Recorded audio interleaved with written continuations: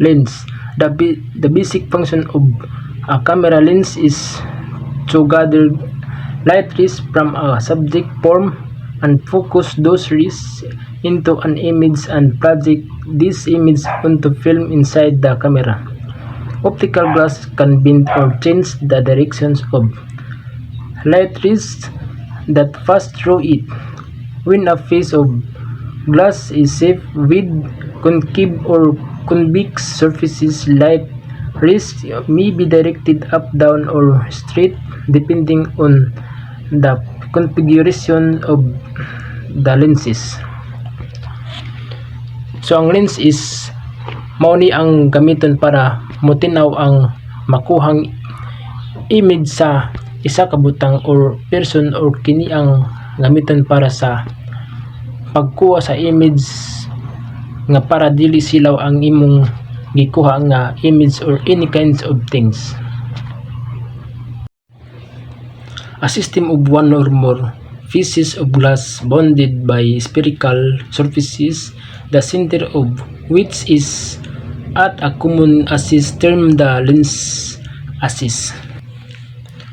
So kini is isa ka sistema sa isa o daghan ka buok nga glass nga gilibutan sa spherical or surfaces nga ang common nga axis gitawag nga lens axis.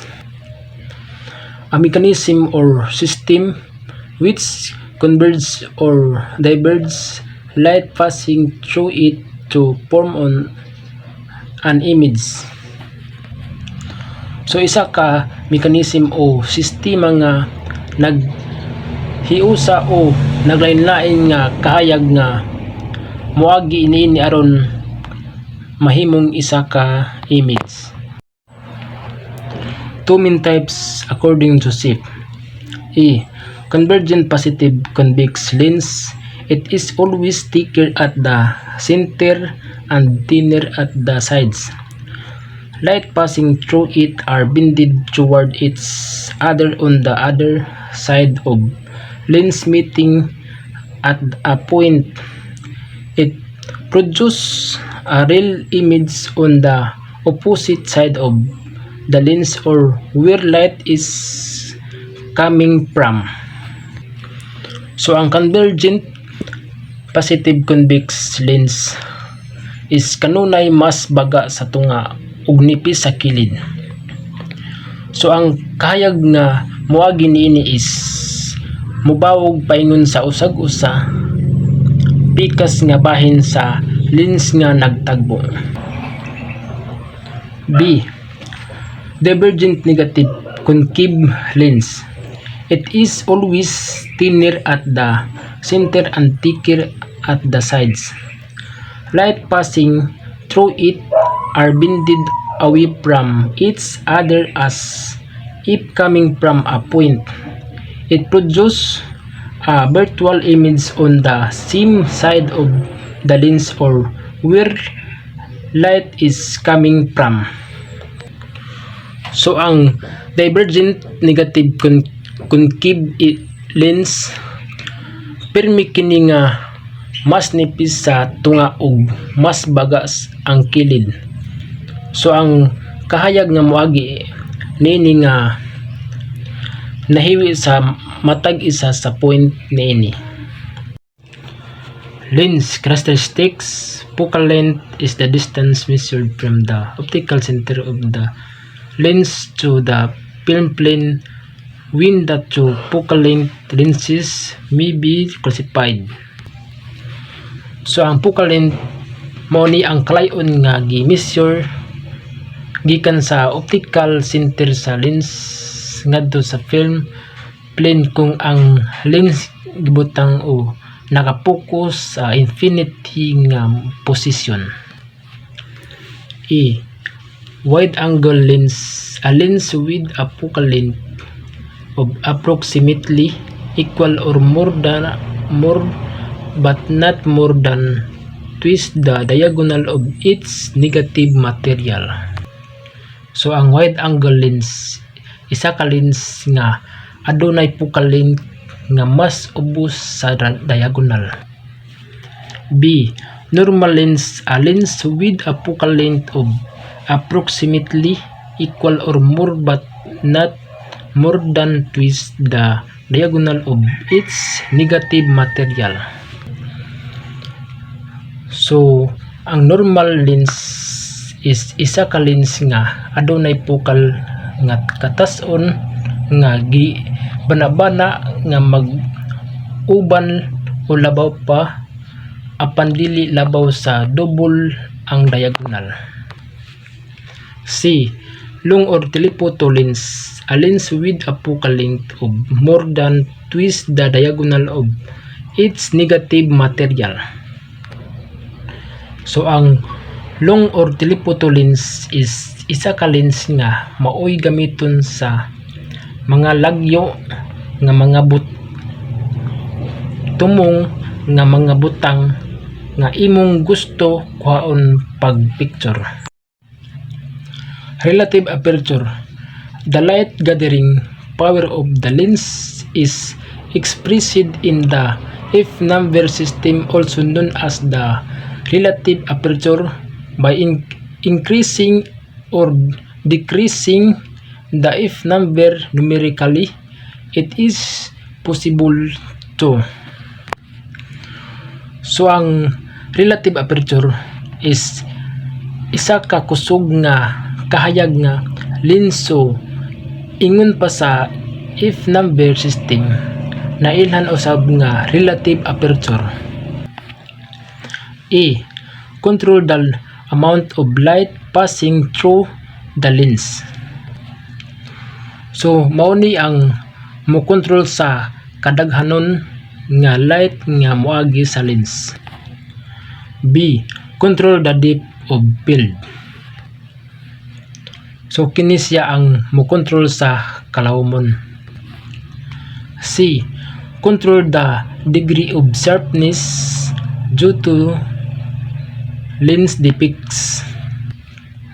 So kini ang mo control sa level nga depth of field is the distance measured from the nearest to the farthest object in apparent sharp focus when the lens is set or focus at a particular distance. So ang depth of field is mao ni ang kalayon nga gisulod gikan sa mas duol ngadto sa pinakalayo nga butang nga hait nga nag-focus kung ang lens nga gisit sa kalayon.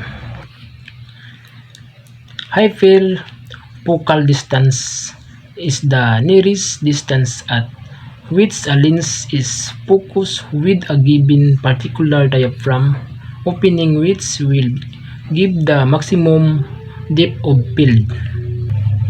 So ang hyperfocal distance is mao kini ang duol nga kalayon din ang isa ka lens nakapokus sa isa ka particular nga diaphragm opening.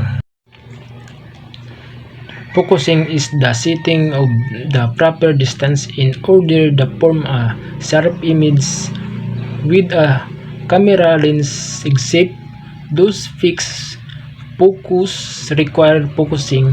A lens may be focused by any of the following. So ang focusing is kini ang setting sa saktong nga kalayon aron maporma ang isa ka sharp nga image gamit ang lens sa camera gawas sa mga fixed focus na kinahanglan og focus. E. Focusing skill or skill bid. A skill is usually found on the lens barrel, indicating pre-settled distance in feet or meters.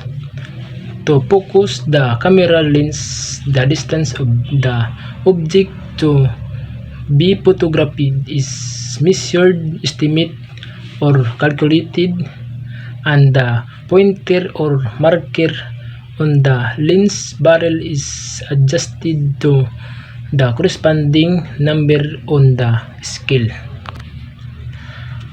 So ang focusing skill or skill bead is kini ang isa ka suktanan kasagaran makita sa lens barrel nga nagpaila sa kalayon o gilayon aron ma-focus ang lens sa kamera ang kalayon sa butang nga gikuhaan og image. B. Rangefinders are mechanism that measure the angle of convergence of light coming from a subject as seen from two aperture. There are two types of rangefinders. So ang rangefinder is mao ang mechanism nga nagsulod sa angle sa convergence sa kahayag gikan sa isa ka subject nga makita sa duha ka aperture.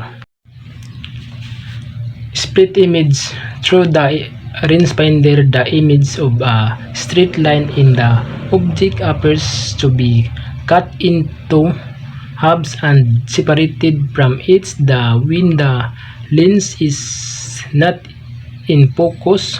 When the image of the lines or align the lens is in focus. So ang split image is pinaagi sa rangefinder ang image sa isa ka tulid nga linya sa butang makita nga giputol sa tunga og gibuwag gikan sa usag-usa kung ang lens wala sa focus. Coincident image. Through the eyepiece, a single image is seen double when the subject is out of focus. Make the image coincide and the lens is in focus. So ang coincident image is kini pinaagi sa eyepiece ang isa ka image makita nga double kung ang gisgutan wala sa focus.